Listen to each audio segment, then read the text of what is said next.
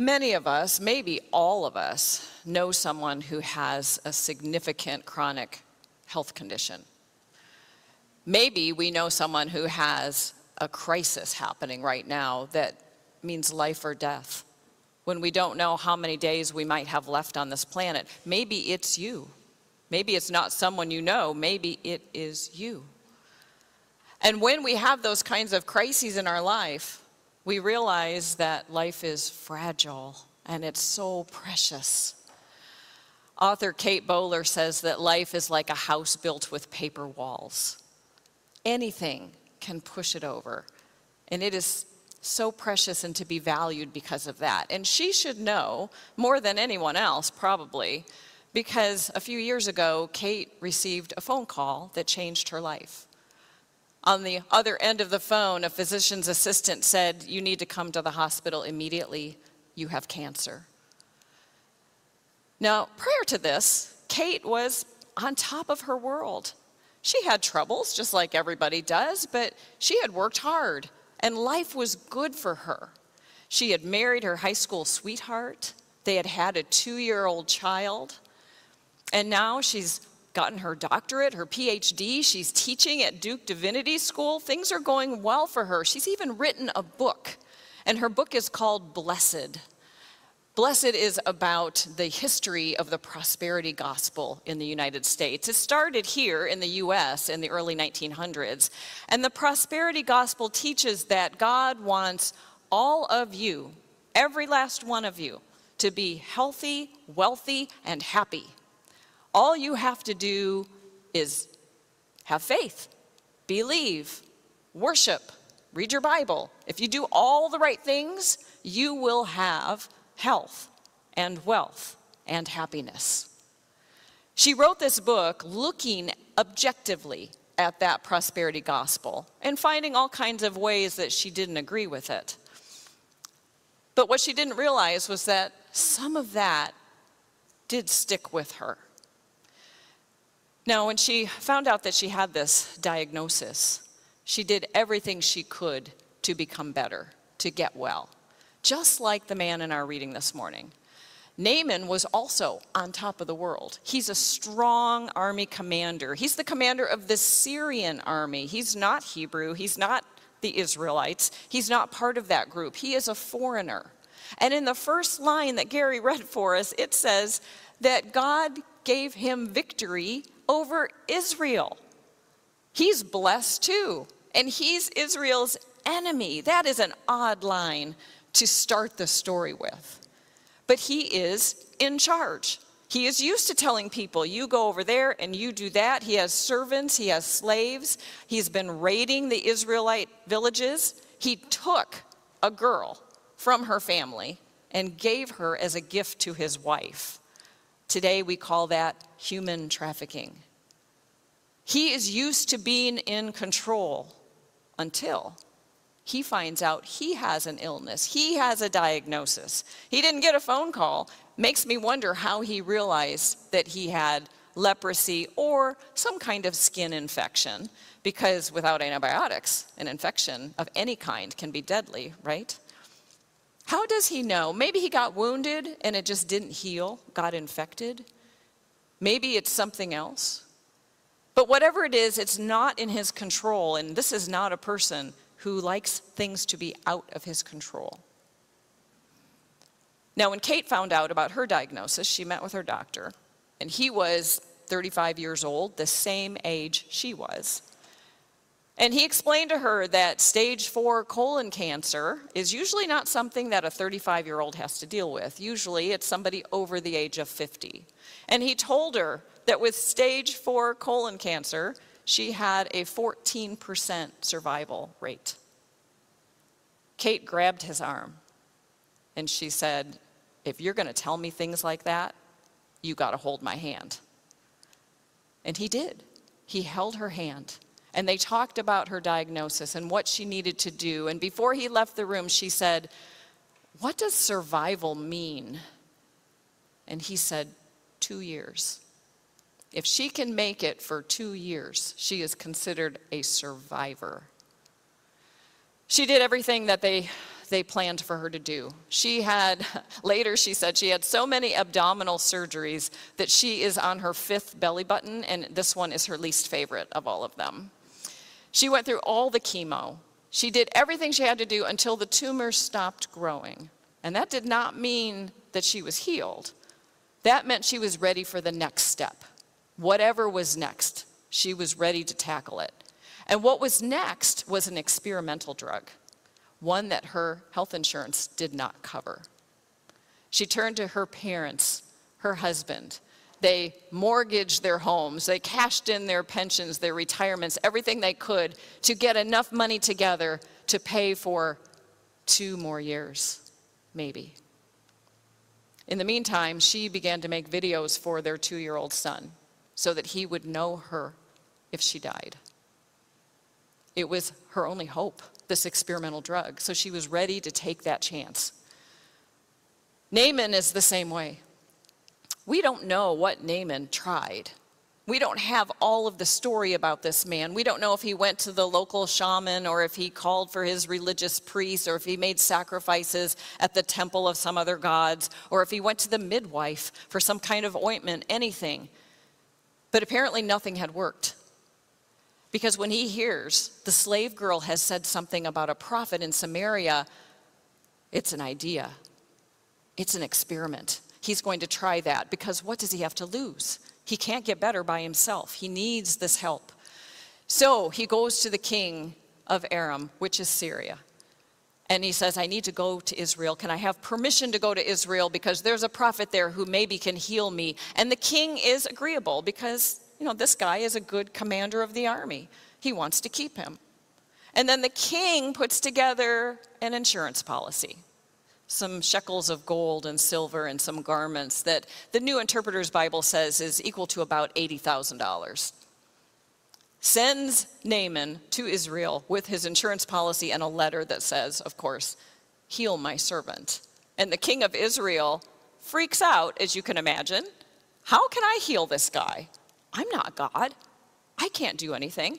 And he knows, the king of Israel knows that if Naaman goes home without being healed, Syria will just attack them again.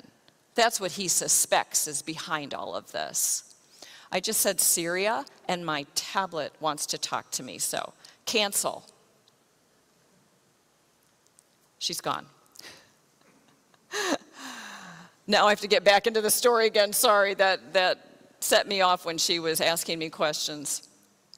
So he goes to Israel. The king is freaked out, and Elisha, the prophet, says, don't sweat it. Just send him to me so that everyone will know there's a prophet in Israel. That's why the story is written. This story is all about Elisha the prophet, just so all of us know that there is a prophet in Israel.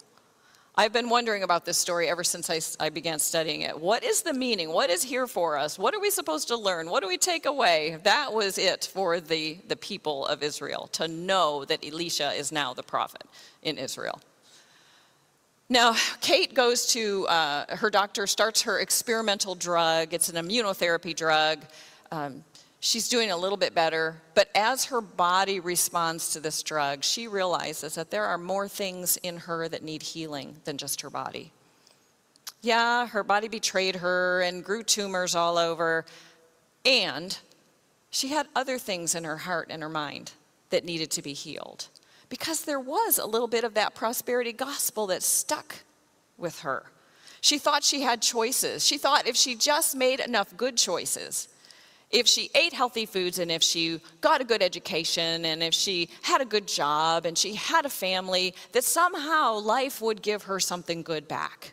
We all kind of expect it to work like a boomerang. We put good into the world and good comes back to us. We say it's a new age idea, but it's not new. And she realized that life is like that house with paper walls. It is precious and fragile. And she realized that while she knew God's love in the good times, she felt God's love in the broken times. When she was at her worst, when she didn't know if she was going to make it 3 more months, she said she felt held. She felt God, and she felt God in all of those around her who were helping her. Naaman finds out he's got some other places in his heart that also need to be healed, not just an infection on his skin. He's a man who expects people to do what he says. He's got a lot of pride, and rightly so. He's the commander of the army. He knows what it is to be successful. Everybody loves somebody who's successful. So he gets to the prophet's home, and the prophet will not even come out of his house.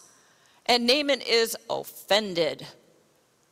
This man does not know who I am. He should come out here and meet me. I'm important. But the prophet doesn't do that. He sends out a messenger who says, you need to go to the Jordan, which in this area, the Jordan was fairly shallow and pretty dirty, muddy looking. He said, you need to go over there to the Jordan and wash yourself 7 times. And Naaman's furious. That's enough for him. The prophet won't even come out of his house. Now he wants him to wash in this dirty river. He has cleaner rivers in his own country. He doesn't need to wash here. How is that going to do anything? He expects at the very least a Harry Potter kind of moment where somebody comes out with fancy clothes and says some words that we don't understand, and poof, something happens, and then he knows he's healed. But instead, he's asked to go dip his body in this muddy water, and he's not having it. He storms off. He's ready to leave. It's his servants, people whose names we don't even know, who gather around him and say, don't leave. We came all this way. If the prophet asked you to do something hard, you know you would do it. Just try it. These people who have no names, we know nothing about them other than they are servants. This little girl, who we don't know her name either, who mentions that there's a prophet in Israel. All of these people work together to get Naaman to go down to the Jordan and do what he's been told. And he does. And when he comes up out of the water, his skin is not just healed, it is restored. His skin is like that of a little boy. The words of a little girl start this story, and the skin of a little boy brings it to a close. Kate and Naaman both survive. What does survival look like? It looks like being afraid every time you have to have another scan because you don't know if the cancer has come back. Maybe Naaman was afraid every time he had a scratch or a wound or anything. He would live with some fear. Their stories are so different, friends. We have a woman and a man. We have an army commander who knows violence and a woman who's teaching at a divinity school. We are separating these two stories by centuries, and yet there is something so profound that is the same in both of them. And that is the community that surrounds these people that God works through and in, and sometimes in spite of. For Kate, it's her doctors. It's the doctor that held her hand. It's the lab technician that pretends to be a vampire every time he draws her blood just to make her laugh. It's her family who went into debt to buy her 2 more years. It's all the people at Duke Divinity who supported her, her students, the faculty, people from her church, everyone who encouraged her and kept her going. It was her little 2-year-old son who motivated her every day. For Naaman, there's another community, a little slave girl who brings a suggestion. It's a king who writes a letter and takes out an insurance policy. It's a prophet who gives the prescription. It's the messenger who delivers it. And it's that community of servants who encourage Naaman when he is going to walk away from his healing. It is the community around these two that makes sure that they are healed. Now, it's easy to read this story and say, well, God healed them. Poof. That is not what happened. When we read this story, we know that's not what happened. It was God working in the community to bring about the healing. It's easy to read this story and say, see, if you just have enough faith, if you pray, if you believe, God will heal you. Naaman had none of those things. He did not believe. He had no faith. He never repents, not that I can see. He's eats a little humble pie, but that's about it. No, there's something deeper in this story that we need to uncover, and it is that community that God works in and through. Because without that, neither of these two, Kate or Naaman, would be healed today. So look around. Look around at this community. This is why we have church. We have church because times are hard. Sometimes we celebrate, other times we grieve, and when we hit those hard spots, we need one another. We need to support one another, and that is why we're a church, and that is why we're here, so that God can work in us and through us and around us and in spite of us to support one another. So right now, ask yourself, what can I do today to support this community?